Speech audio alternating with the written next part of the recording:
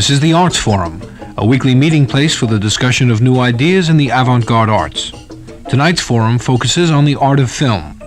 Your host is P. Adam Sitney, co-director of the Anthology Film Archives in New York City, professor of cinema studies at New York University School of the Arts, and author of the book The Visionary Film.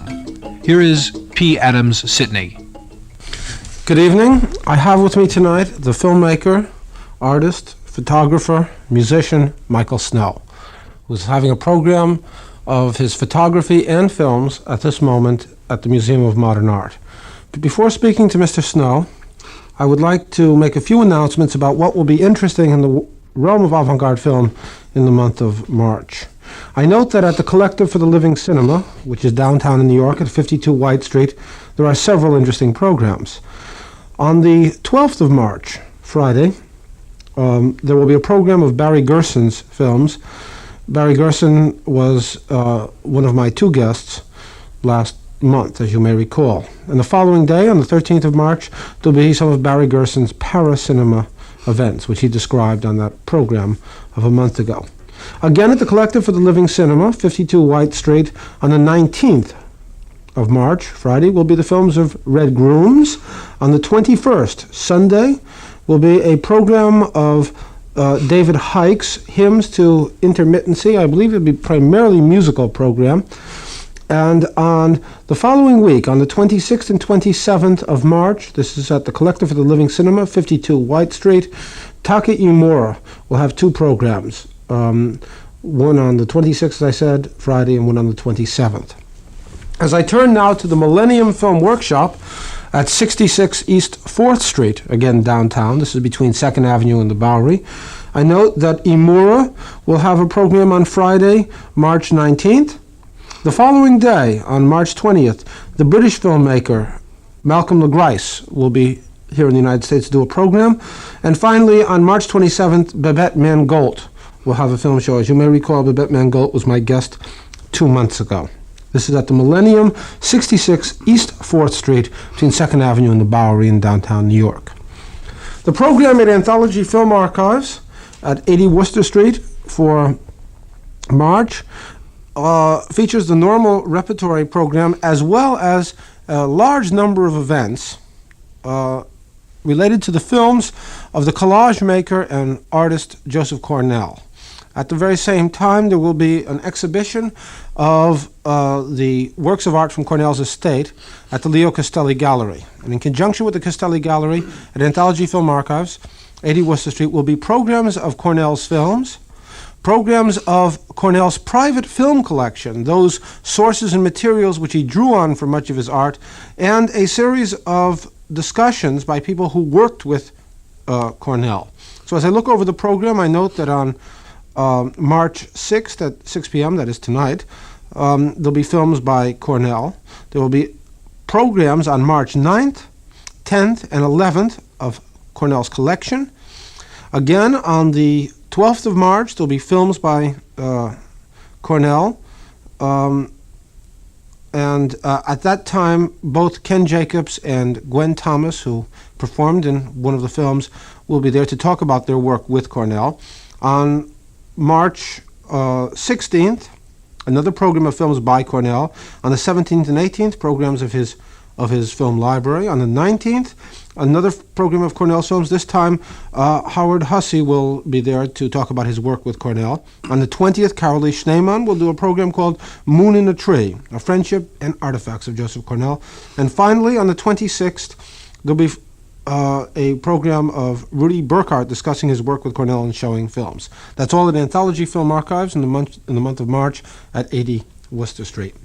Finally, I would also like to point out three programs at the Museum of Modern Art in their Cineprobe series. On the 8th of March, Anthony McCall, who was one of my guests on the last month's program, will be showing several of his films.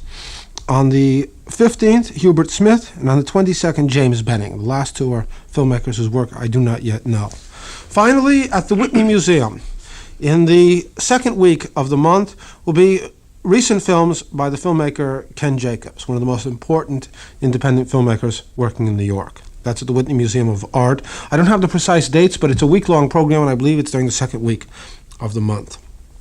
Thank you very much.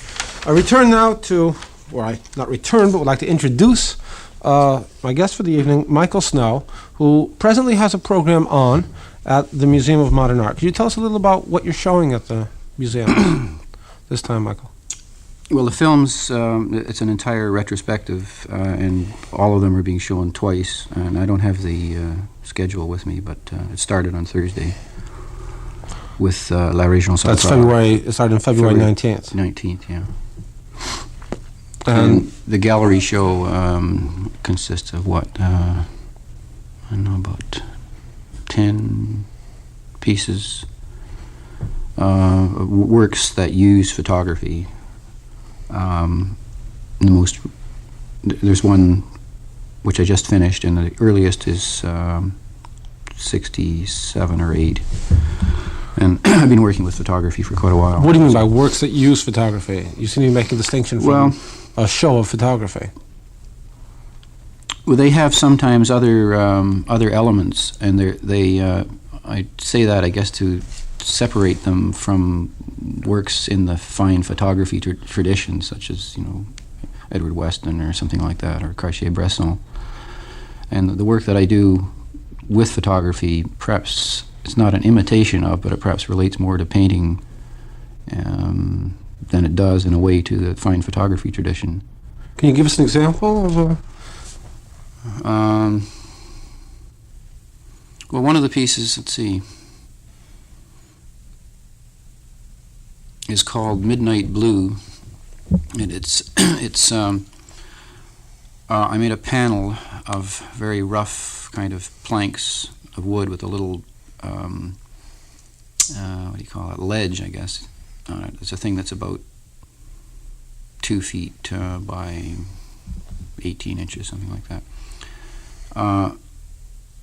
Then on this panel, I put a layer of a kind of a light blue paint, and then I put a rectangle in black marking ink on this roughly edged blue rectangle, and it's diagonal. And I put a candle on the ledge, and in darkened conditions, I photographed that blue with that candle in front of that blue. And then when I got a print of that image, I mounted it on the original blue with some of the original blue showing around the rectangle, and I let the candle burn down on the ledge. So what you see is a light blue and a quite darker blue with a very beautiful candle image and the kind of candlelight sort of quality to it. But it is a photograph of what's underneath it, but under different conditions. So what it has to do with is that color under particular lighting conditions at a particular time. So in a way, you have the entire process there, the possibility of seeing it. It's not as easy, perhaps, or maybe it is, but the way I'm describing it is not necessarily the way you'd apprehend it, Mm-hmm. But at any rate, that's one that I guess would try sort of define one of the things that I'm trying to do, apart from... Some of the pieces have sound, do they not? No, I have done gallery pieces with sound, yeah. From the program, I got the impression that a casing shelved and... Oh yeah, I'm sorry, but that's in the auditorium. That's like a film. But it'll be a slide with a text on tape. Yeah, that's right. How many of those will be in the program? I noticed more than one, I think. Well, there's one carousel slide piece. That's it's 80 slides, but it's continuous, and it's going to be shown as a theater thing. It could be shown as a gallery thing where you'd see whatever number of slides that you want, but in this case, it's being shown in the theater. Is there a text with that? No, it's silent. Yeah. And the other is a casing shelved, which is that's a single slide with a sound tape. So it's really a kind of a sound movie. Sound still. Sound stilly. And all of your filmic work will be shown at the same time. Mm-hmm. I think that probably most of the listeners who know the American independent film, why else would they be listening, probably know Wavelength, first of all. of your films. They probably don't know how you got into making films. Could you tell us a little about that original experience? I got into film by getting a job in the film business in 1955, I guess it was. And that was a result of the person who ran this particular film company, which was in Toronto, saw an exhibition of my drawings, which was the first exhibition I ever had, and thought for some reason that there was something in the drawings that indicated that I might be interested in doing animated films. And I wasn't particularly, but I was looking for a job, and I hadn't had any specific interest in films. So my introduction to it was like through the mechanics of it more than it was through an interest in film, you know, as a. And you did commercial animation gels for them? Yeah. And how long after that was it before you were making your first animated film? Well, I made my first film then, when I was working there, you know, which didn't have anything to do with the work, but I became very interested in it, in the medium then. And, what had been your filmic experiences at that time? Had you seen films that interested you a lot? Yeah, but 50s? they didn't. It really didn't matter to me very much. I was a painter and a musician. It didn't. No, it was just you know, entertainment or whatever. I never really noticed it. When did it start to matter? It started to matter through this job because I could see from the inside out, in a way, what was interesting about it. Just learning about animation and about the camera and things like that. And really, it's odd. It never has been so much other films that have brought me to film, but just somehow being interested in the possibilities of it. No, but I remember a period in New York when you were interested in seeing Oh yeah, that's the achievements of serious independent filmmakers. And I presumed that that in '55 that whole area was unknown to you, was it not? That's true. Yeah. And then we moved to New York in '63 or '64, which was the beginning, or certainly part of a really strong period in the avant-garde film. Probably the most explosive period, Yeah. one of the most exciting periods. Yeah, and there's no doubt I was very stimulated by that. But but I was very stimulated by the entire range of activity. In fact,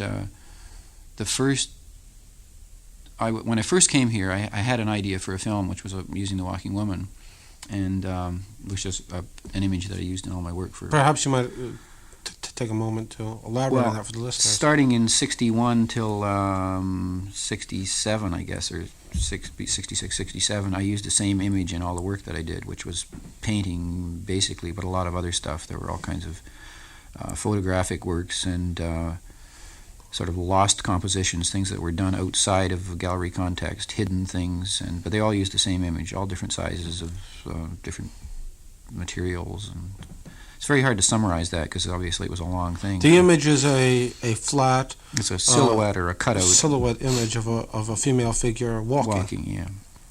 Mm. So I had done photographic work, which was probably one of the first sort of documentation photography things ever done, apart from Duchamp, who didn't stimulate it, but at any rate, that was in '61, and then that made me think of possibility of making a film from just the idea of staging, putting the walking woman in various locations. So I met somebody in New York who was interested in financing it, oddly enough, and we started to make it, but it was never finished. And then after that, I started to find out what was, discovered the Cinematheque. And in fact, the first time I went to see underground films here was at the Charles, I think it was called. That must have been as early. Well, the Charles experience, I guess, ended about early '63, perhaps late '62. So that might have been on one of our the trips to kind of sound out the situation here. But anyway, I was going to say that there was so much activity that it made it seem that there was really someone who would be interested in seeing something. I first met, I had known Bob Cowan for many years. He's a Canadian filmmaker who's been living in New York for, I don't know, maybe about 20 years. And I saw his work, and I met George and Mike Kuchar, who then they were working in 8mm. And that was very, very stimulating. Just that the work was good, but that they were just doing it. just going right ahead and see. And I'd been introduced to film in the film business, and I made a film, but the idea of making another one sort of outside of the business never really occurred to me. I was going to try it, but you know what I mean? It was just... Oh, yeah, sure. It was like... I mean, especially when you encounter someone as eccentric as the Kuchars, Yeah. especially at that period when they were turning out 8mm epics Yeah. like Tootsie's in Autumn. Or, I mean, it seems amazing in a way, but what stimulated me was that people actually were just going right ahead and making films, and films cost a lot of money sometimes. So, Yeah. And then the Cinematheque was extraordinary then, because there was not only finished work that was wonderful to see, but there were the Monday night, I guess they were, open screenings where you'd see fragments of this and that. and rushes. And, Yeah, you know, and that everybody was- was involved in exactly what was going on. Yeah, and it, There hasn't been a period quite like that since, I think. It's the early. So you said you began the Walking Woman film, yeah. and then what happened? Well, the fellow that put up the money decided he didn't want to go ahead with it, and we had about 3 hours of film, and it was pretty interesting. And that's where it stopped, and he owns it. But I decided later on, I guess perhaps because I saw that other people were being self-reliant, and somehow or other made a film, to go ahead and work on the same idea, which turned out to be the film New York Eye and Ear Control. Which Oh, you didn't have access to that original footage no, then? no. I still... It just sits somewhere now. Yeah, yeah. And it has Marcel Duchamp in it, interestingly enough. I shot a scene with him in it. What's he doing? He's walking, but he's seen in the negative silhouette of the walking woman. So Duchamp is obviously a very important figure for you. Did you know him in New York? I met him when I came here. Yeah, was introduced to him by Michel Senouillet, who's written a couple of books about Duchamp. And so the Walking Woman film was 1963 or 4? 64. Well, finished in 64. 64. Yeah. It's a film that obviously has connections with your long-time interest in jazz. Can you speak a Yeah. little about that? You have been a jazz musician. Yes, that's well. You are a jazz. You have I a guess record, do you not? Yeah. The record is Gallery Editions. No, that's with your jazz with, record. Yeah, that's with a band that I play with in Toronto, the Artist Jazz Band. The Artist Jazz Band. There's now a record that is Yeah. that's released now called the Which Artist is called Jazz the Band. Artist Jazz Band. And Yeah. it's Gallery Editions. Where can someone find Well, that? you can get that and my own record from New Music Distribution Service, and it's in some stores, but I don't know quite where. Your own record is the Chatham Square. It's on Chatham Square, yeah. And it's called Music, Michael Snow, Musics for Piano, Whistling, Microphone, and Tape Recorder. And this is a 2-record album Yeah. of your own compositions. Yeah. Both of these records are quite recent. I mean, I know that one can get copies of the Chatham Square record, that is Michael Snow Musics, etc., at Anthology Film Archives, probably at a few other... Yeah, in Soho at Reitman. Yeah, Jack Reitman's yeah, bookstore. And, I don't know where else it's gone, but the Jazz Composers Orchestra Association New Music Distribution Service handles it, and I don't know quite where they've put it. Okay. Maybe even in Sam Goody's, I don't know. Returning to this... Well, so you have been involved in making music almost all of your life, have you not? Yeah, it's... I have had and have a checkered career, I guess, but when I went to... studied at the Ontario College of Art, and when I was going there... No, before that I started to play music, and I became very interested in it, and I started to actually work, jobs and stuff like that. And for about 3 years after this film company ceased to exist, it went bankrupt, I made my living from music. I was working almost every night for What'd you play? piano then. I played trumpet off and on, but I never played it professionally until recently. And you played always with jazz groups Yeah. in that period? Mhm. And so that jazz... Well, the soundtrack is very important in New York Eye and Ear Control. Yeah. And it is an extraordinary jazz track. Well, one of the things that I had always been struggling with was the fact that I did work in different mediums.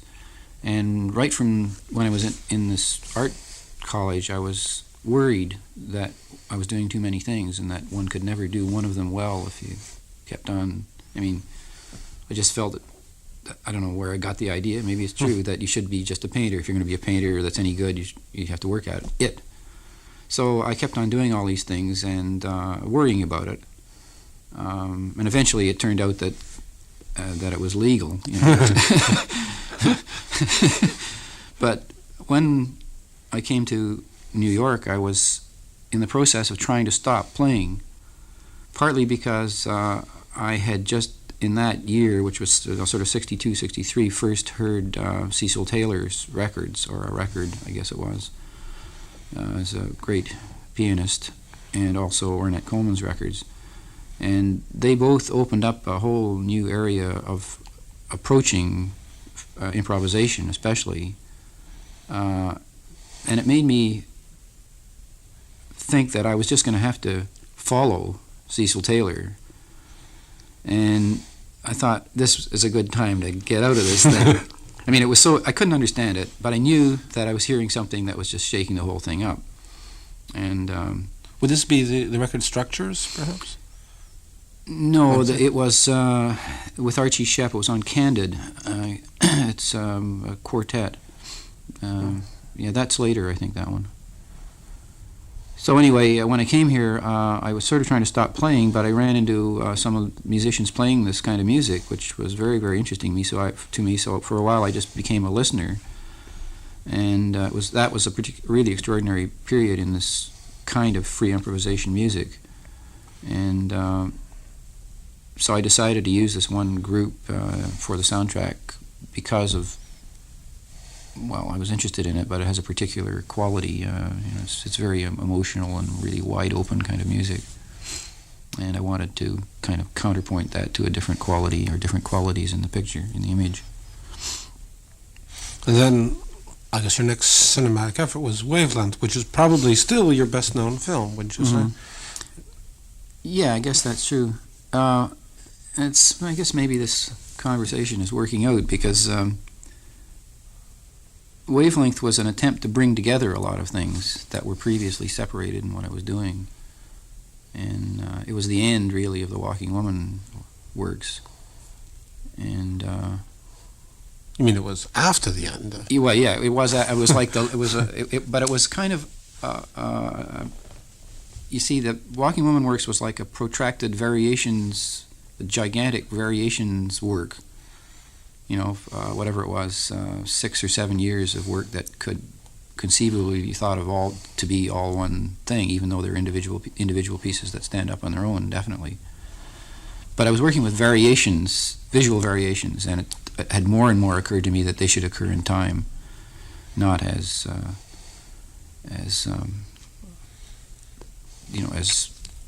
images that you could time yourself. And then with Wavelength, you knew that was over. Yeah. Oh, yeah. Because I realized that I wanted to work with time. But you say it brought together a number of. I'm not exactly certain what you meant. Well, because it seemed to me in some ways, New York Eye and Air Control is more of a synthesis of the jazz interest, the photographic, the Walking Woman. It's all in there. It is a it's itself true. A work of variations. Yeah, that's true. Except it posed a problem by having the two things happen together in a way, to put it crudely. And also it didn't deal with color, and all my other stuff really was attempting to work with color also. You know, color in terms of sequential variations of various kinds. How did you find working with color in film? I mean, it's well, even more limited than photography, and certainly than painting. Oh, I don't think so. Well, a photographer has a great deal more control over the color. Yes, but in films you can have modulations, shifts of all kinds. It's not fixed. And that's very interesting. And then in a general sense, the Walking Woman works were involved in representation, just dealing with representation as a thing in itself, because I used any way of representing that particular figure. There's a difference in content between a line drawing with a certain kind of hard line quality and a, say, modeled painting in grade colors or in, say, primary colors or something like that. And I would say I did works where I would have, say, those two things, or maybe many other types of ways of representing together in the same on the same canvas, for example. Excuse me a moment. This is P. Adam Sitney for Arts Forum. I'm talking this evening with Michael Snow, filmmaker, photographer, sculptor, artist, musician, whose photographic works and films are being shown at this time in a retrospective program at the Museum of Modern Art. Photography show is on the third floor, and the films are being shown in the main auditorium. We were talking about color and wavelengths. Yeah, or I was... In film in general. Yeah. Or color in general. Well, yeah, I backtracked to talk about representation to try and bring that in somehow or other. That, well, I have to backtrack even more to say that there were these sequential paintings, that involved setting a certain kind of representation with another kind, which of course, as like individually they have different contents, but again, like set against each other, that produces some other kind of possible sets of meanings and things like that. And I guess in a way, the working with the Walking Woman things and previous paintings was like a kind of exercise, though I still feel the work was good, that in which I really learned about representation or uses of color, like the differences between certain kinds of flat uses of color and certain kinds of modeled uses of color, and so on. And then when I started to get interested in some kind of temporal use of time or the possibility of it, I had something to apply, and of course it isn't an application that's an imitation of what I did with painting, but at any rate it led me. Yeah, well, I'm a little lost at the connection between the problems of color and representation and time. Can you elaborate on that? Well, in wavelength, I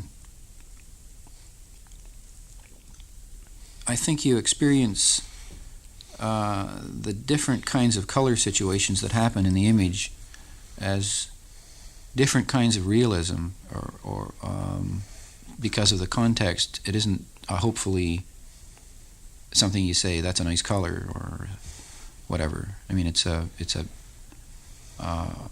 formal use of color, hopefully. Do you mean that the kind of cool daylight colors, when there's no filter in front of the camera, looking like sort of documentary realism, and then as opposed to, say, when the pink filter comes on or the orange filter comes on in the film? Is that what I wouldn't say that, put it that way. That refers to something else too. It's just that there's a certain range of agreement about what is a way. For example, in this particular case, how one sees a room, and when that room becomes, say, totally red or something like that. Well, except for hallucinations and things like that, it's not a generally real way of seeing the room. So there are a bunch of scales of alterations of the color of something that starts from a basis of realism, but go away from it in certain ways, and it's very complicated because it includes focus, for example. You can't just talk about color, and all these things, since they're contextual. That is, you follow something with some other thing. The previous thing affects the look and the content of the thing that comes up next. So that if you're working with temporal color, then if you have, it's like a passage in painting in the sense that if you have, say, a strong yellow image and you follow that by a blue that's of equal value or something like that, then you're reinforcing the intensity, or you can have something happen at the cut too, because of the value. But that's hard to talk about because it's very complicated, because it is an image. It's not just I work with just flat color sometimes, but it's and then also there's the possibility of modulating it, that you can fade it in and out and that kind of thing. Mix it. Do you find this level of color operation occurring in all your films? Yeah, it's happened in all of them since Wavelength. Yeah, that I've thought about color in terms that whether what I'm saying is understandable or not is it has to do with isolating or mixing colors or using color in a very conscious way. Because there are some that just from the most vague and unexamined memory of mine, where the color modulation would seem much more dynamic than in others. I mean, Wavelength on the one hand, and Rameau's Nephew on the other. Immediately popped into mind. Well, I have an impression of a certain degree of color consistency in both the back and forth film and the central region.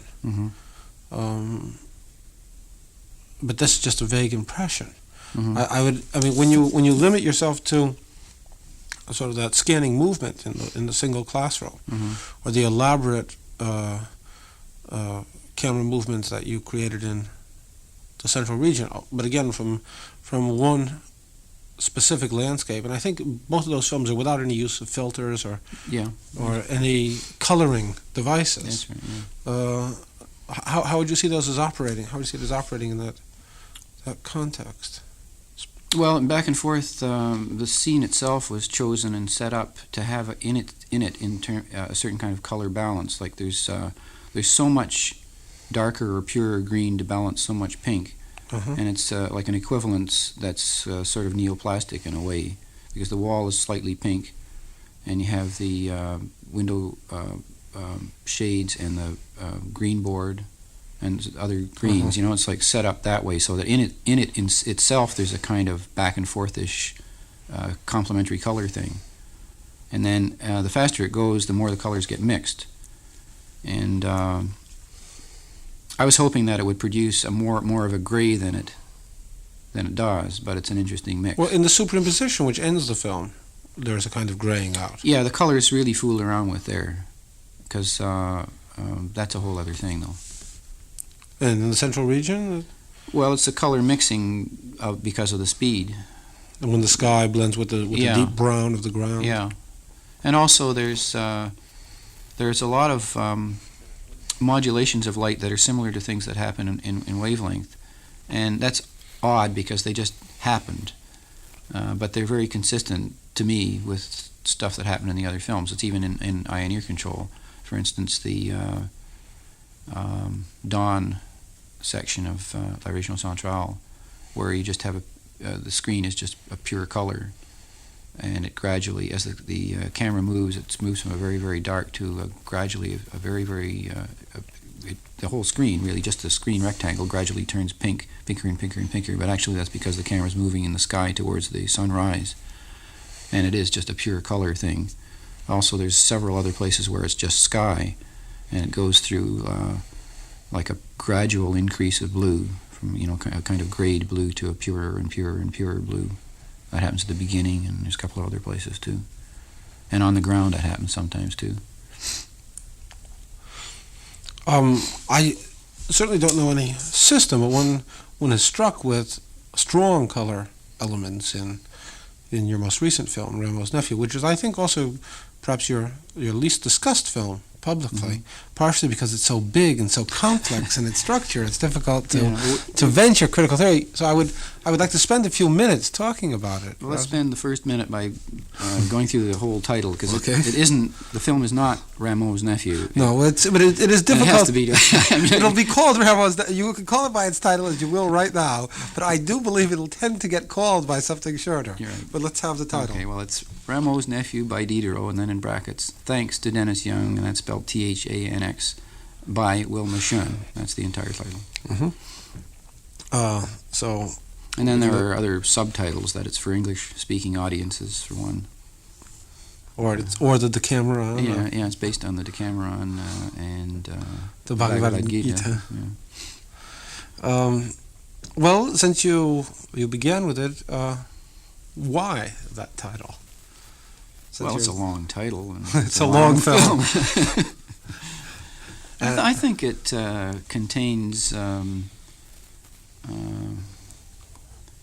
I think it's a title. It's really a. Well, it's a language work. The title itself is a language. It talks about it implies relationships and culture and how do things happen and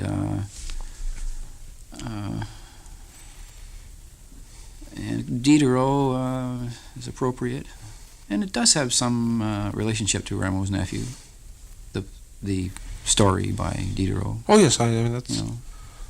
But it isn't that. It is that entire title. I mean, it isn't an attempt to just make. And this is a film that is emphatically committed to a whole series of ramifications about ramifications about sound. That's right, both natural sound, spoken sound, a whole series of attendant aspects of spoken sound, tongues, languages, written forms of language, puns, directions, and so on.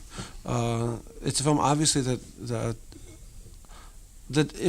your other long films, that is Wavelength, the back and forth film, the Central Region, are films that are, in some way, large monomorphic forms which have many complications within. This is a film that is so obviously complicated to begin with. Looks like it took many years to make. Yeah, the first ideas for it are 1967, around when I made Wavelength. Interestingly, just the other day I found a stack of notes for all that stuff, and it was very surprising to me that a lot of the things that I finally did I had thought of in 1967. And I thought, when I thought them again, that they were just arriving for the first time in 1970, 1969, when I was, strange. But there were obviously elaborate texts that had been written. Yeah, it's all entirely written or scripted by myself. How would you describe the film? Well, it's particularly to do with sound-image relationships, but particularly to do with speech. Like everything that happens in it has some relationship to speech, whether it has to do with with recorded speech, I should say, whether it has to do with its source, like in the qualities of recorded speech, or whether it has something to do with meaning, for example, and the difference between the experience of something and a description of something, for example. But well, there are aspects which one wouldn't call actually speech, like the opening sequence, almost opening sequence of yourself whistling. Well, a sort of sub-aspect of speech is the noises all the orifices make, and the forms of communication in general. So it's as if speech were somehow the center, and a whole series of different tangents generate different episodes. Yeah, and it's like the center in this case of a world of kinds of communication, I guess. But the thing is that it is recorded, that there are things you can do, or there's a transformation involved in recording speech that normally one wouldn't bother with, but I'm trying to make it something that you experience, and experience in some meaningful way. So that one of the things it works with is a range of, for example, intelligibility, and it works with misunderstanding. And not being able to comprehend. Well, there is one. This is curious because, of course, the impulse of a viewer, insofar as he can control it, is to reach for that comprehensibility. Yeah. There are viewers who have told me that they couldn't understand a word of the British comedians. On the other hand, I found them, in addition to exceptionally well used in the film, very funny in and of themselves. So, having made a strong effort, find them communicable. Of course, there are some scenes which I guess are truly so dense that I don't think they can be deciphered, such as the sequence of playing records and talking and repeating them. Yeah, that becomes a very, very thick sound, where the speech itself is overlapped and buried in other sounds, so that there's a real density of things. And in those cases, your mind presumably will struggle with the thing as the meaning of words, or the sense of what's being said, or it as sound, which also can have other meanings, especially in this context, and in relation to the image. And I think that that's what's going on throughout the film in varying ways. Whether because I use speech defects and accents and things like that, and electronic changes in the sound. Speech defects? I don't recall offhand. There's lisping and stuttering. Oh yes, and indeed a character called aphasia. Yeah. Who suffers from it. Yeah. And the whole thing naturally has to do with memory, because certain themes may come up in one place in the sound and then they'll emerge in the picture 2 hours later. And by that time, your sense of what that thing was that you saw originally is being changed by passing through these other ones. It's like what happens when a sentence is gradually being fed to your mind. That raises one of the, I think, one of the most consistent questions I've heard and had. It's a film of numerous episodes, and when they're quite distinct. In fact, they seem, my impression is that almost all of them are punctuated by a separation of pure color, a series of pure colors. Which is silent. Which, again, is this theme of the colors that you were speaking of. The order of the events, at times it gives the impression of being very much random. At times it appears as though it's operating in some kind of grand cycles, with a series of short episodes and one very long episode, series of short and one very long. Would you comment at all about that? I mean, there was one sentence you made once that the whole film took the form of a sentence, which has been puzzled by various viewers in different ways. Well, it's speech is. All my other films are progressions of various kinds, usually kind of pyramidal, or something like 2, 4, 8, 16, 32, or something like that, in terms of speed or in terms of maybe camera movement or something like that. And that's right for them. But in working with a talking picture, I think you work with different units. And in the case of the sound, the basic unit is the syllable, and the length. I always used that to make the longest shot in the film. Whatever is, like the number of frames that a syllable is going to be the smallest unit, and it builds out from like stringing together things the way you string together a sentence. And Excuse me. You say the number of frames that a syllable is going to be is the smallest unit that I'm working with. Like for example, the section in the plane is built. All the shots are built from either syllable, word, sentence, or phrase, and that's what determines the length of the shot. You see, so and then that works in a lot of different ways throughout the film. And then the other thing that I think underlies the form is the arbitrary nature of words in relation to sense. They have no demonstrable connection in any language except for onomatopoeia, which is also debatable in some cases, since in different languages you have different rat-a-tats and whatnot, So the fact that language itself is insane has something to do with the nature of the structure of the film. So you said the structure is deliberately a-structured. It's not a-structured, it's really modeled on what sentences are yes, like. but I mean, one tends to. I mean, one wonders how far you can carry that analogy. Sentences have certain units of speech in most languages we know. I mean, prepositions, verbs, which tend to follow one order or another, and certain degrees of main, clause, and subordination, and so on. Well, I tried to do that in a certain way. That every sequence is a particular mode of sound-image relationship, and more than that, like how the sound gets to be made, where it comes from, all that stuff is considered, and they're very distinct, except that sometimes they have something wrong with them. That there's some element that it belongs to some other mode, and maybe a very small flaw, but it's there. Which makes them, I think, like individual words, and like in that they have their own, in a way, etymology, and they have their own position in the sentence that could be said to be similar to that of a verb or whatever. To me, but I wouldn't want to push that because it doesn't matter very much in your experience of the film.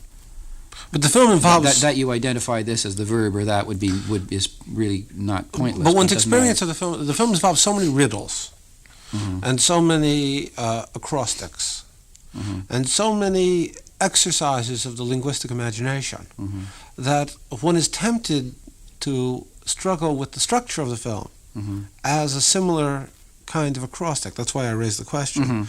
It encourages you. And when you say it doesn't really matter, it certainly encourages you to involve oneself in that structural principle.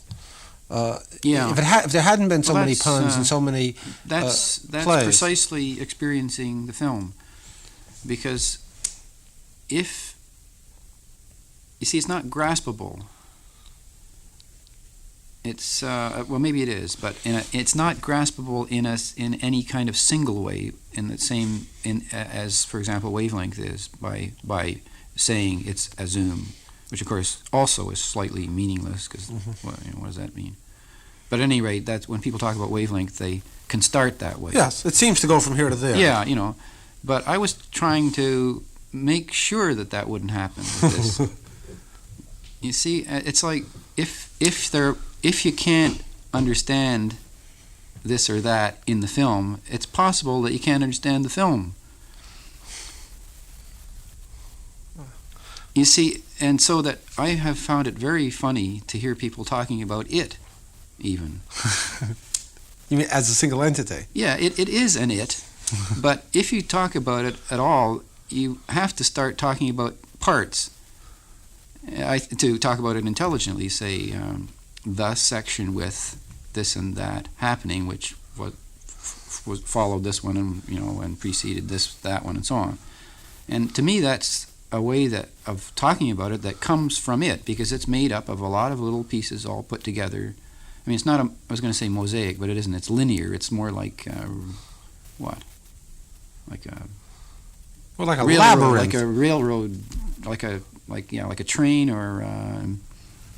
Something of a labyrinth, because there is a series but it's all in a line. Yes, well, eventually a few side turns. Well, yeah, yeah. There's a few switches.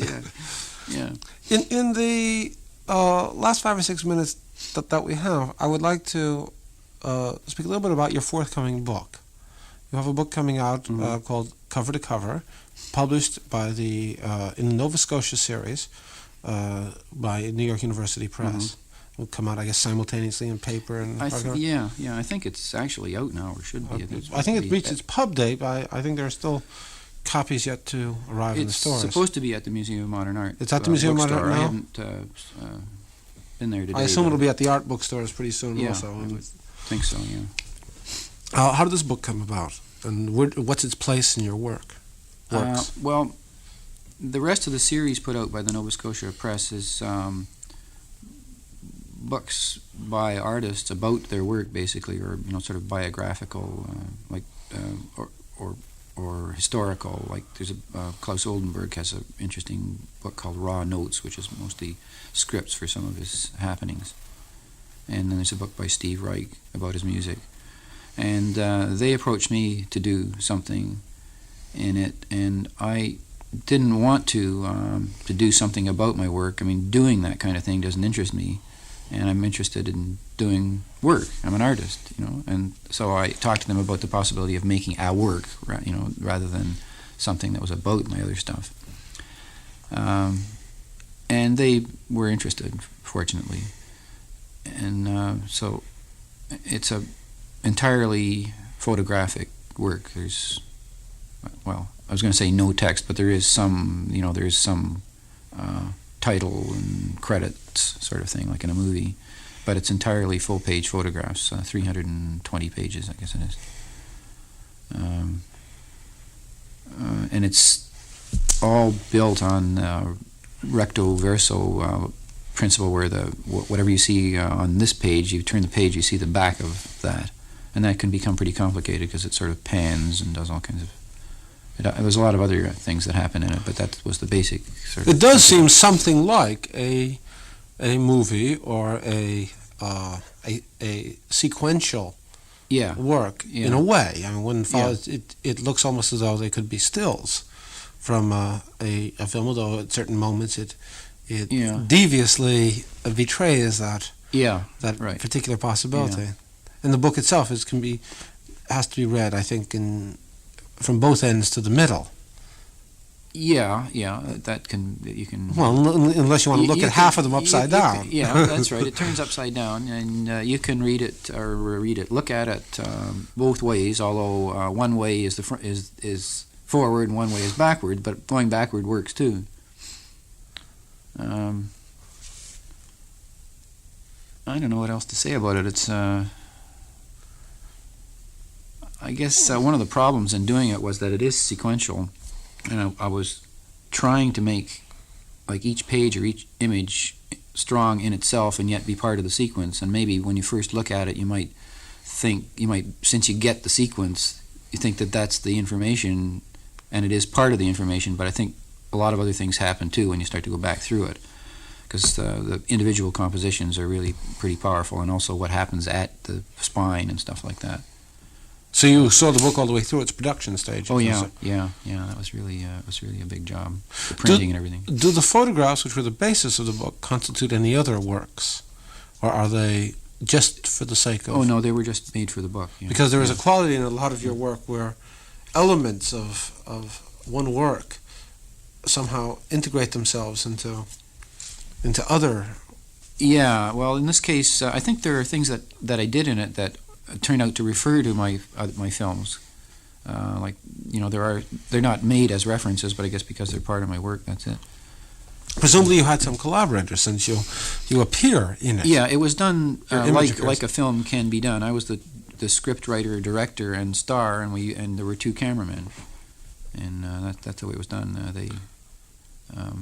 Filming, recording each event simultaneously from two directions. Yeah.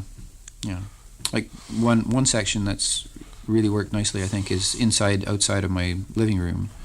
You have on one side the inner wall, and you turn the page, and the other side is the outside of that thing, which happens to have a lot of ivy on it, and it's really kind of a beautiful juxtaposition.